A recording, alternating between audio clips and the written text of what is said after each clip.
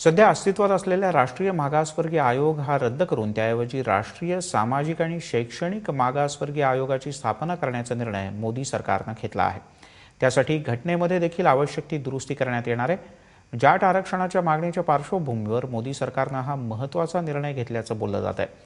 सूत्रांनी एबीपीला जी माहिती दिली आहे त्यानुसार नवीन आयोगाच्या स्थापनेनंतर जाट समाजाच्या सामाजिक आणि शैक्षणिक परिस्थितीचा आढावा घेण्यात येईल आणि नवीन आयोगाच्या अहवालानुसार जाट आरक्षणाच्या संदर्भात अंतिम निर्णय घेतला जाईल।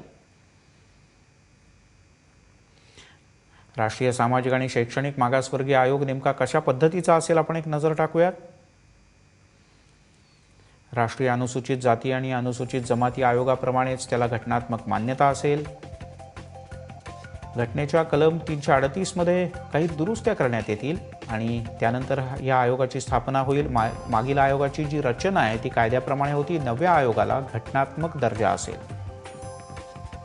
अनुसूचित जाती आणि अनुसूचित जमातींच्या यादीमध्ये बदल करण्याचे असल्यास संसदेची आता परवानगी गरजेची असेल।